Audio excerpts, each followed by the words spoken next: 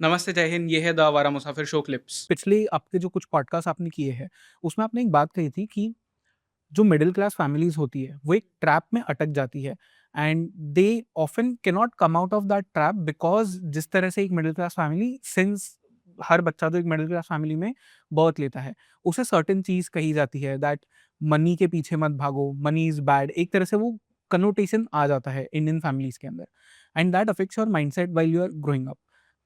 Can you explain this to me and to my audience कि exactly होता क्या है जब आप अपने बच्चों को ये कहते हो कि पैसे के पीछे मत भागो, पैसा सिर्फ बुरी चीजें करता है, अमीर जो लोग होते हैं वो बुरे ही होते हैं। When you tell these things to the kids, होता क्या है इससे एग्जैक्टली उनके दिमाग में? So let's try to understand it from a very scientific point of view or scientific perspective and common layman language में। हमारा जो माइंड होता है वो दो हिस्सों में डिवाइडेड होता है, the conscious mind and subconscious mind. ये हम सब जानते हैं। Conscious mind the frontal lobe which is just 5%। Subconscious mind जो पीछे छुपा होता है विच इज बड़ा ब्रेन जिसे कहते हैं, दैट इज 95%। तो आप जब ये एग्जाम्पल दिया आपने कि कोई आपसे आके कोई सेंटेंस कहता है, specially in the growing up years, जब हम where our subconscious mind is like a sponge, सब कुछ एब्जॉर्ब कर रहा होता है।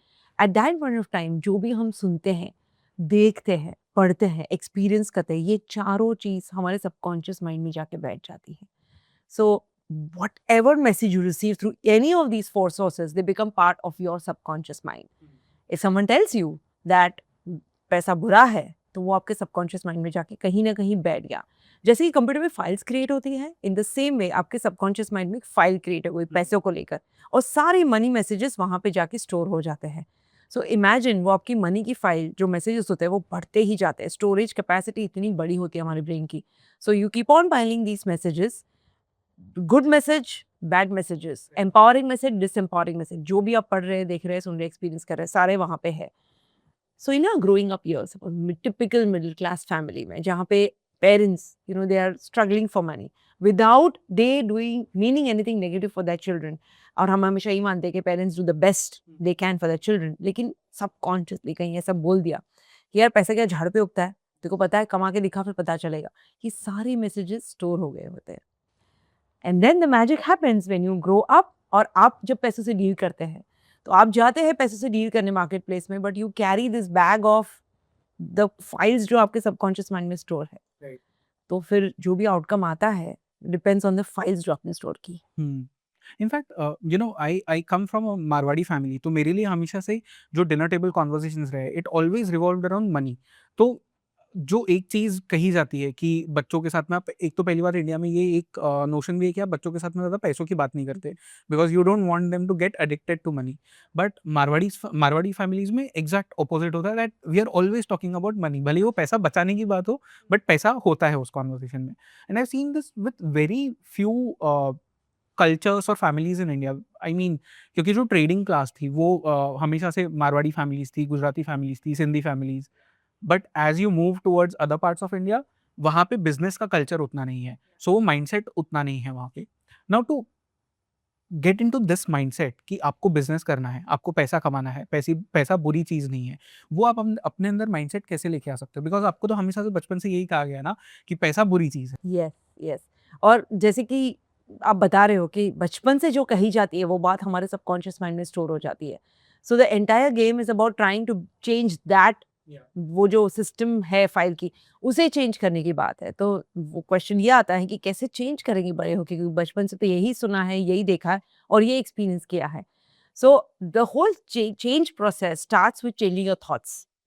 हम ह्यूमन बीइंग्स, रिसर्च बताता है कि हम ह्यूमन बीइंग्स जो थॉट्स थिंक करते हैं, 95% of the thoughts are the same जो हमने प्रीवियस डे सोचे रहते हैं। मतलब एवरी डे भी अगर हम सेम ही थॉट्स सोचते हैं तो रिजल्ट भी सेम आता है, क्योंकि जैसे आपके थॉट्स होते हैं वैसे आपके रिजल्ट्स होते हैं। तो वो अगर आपको थिंकिंग चेंज करनी है, वो रिजल्ट चेंज करना है, तो हमें हमारी थिंकिंग चेंज करनी पड़ेगी। और थिंकिंग कैसे चेंज होती है? जब हम हमारे ब्रेन को नया इनपुट देते हैं। सेम इनपुट देते रहेंगे तो सेम थिंकिंग आएगी। मतलब सेम लोगों से मिलेंगे, सेम बातें करेंगे, सेम चीज़ें पढ़ेंगे, सेम चीज़ें सुनेंगे। तो ये सोर्सेज में कहीं ना कहीं बदलाव आया। Suppose everything is the same, but you start reading one book on money mindset, for instance, or even everything is the same, but you start listening to that one podcast, you start having that one friend who talks about abundance. ऐसे करके धीरे धीरे change आता है। So that is where the change starts.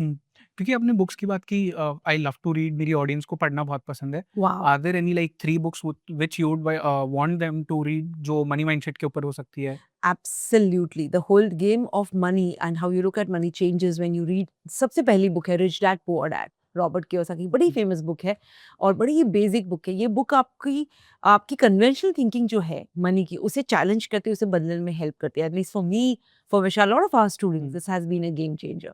That is the first book. The second book about money जो बहुत impactful, जो जिसे ओजी कहते हैं मनी माइंडसेट की, वो है think and grow rich by Napoleon Hill. वो तो आई एम श्योर आपने पढ़ी होगी, which is I think it's a breakthrough conventional wisdom में।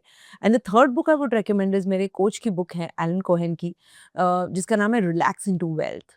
ये भी काफ़ी आपकी मनी थिंकिंग को शेप करने में मदद करता है कि किस तरह से आपको पैसों के बारे में, वेल्थ के बारे में सोचना चाहिए। So I think these 3 books would go a long way in changing your money mindset. Right.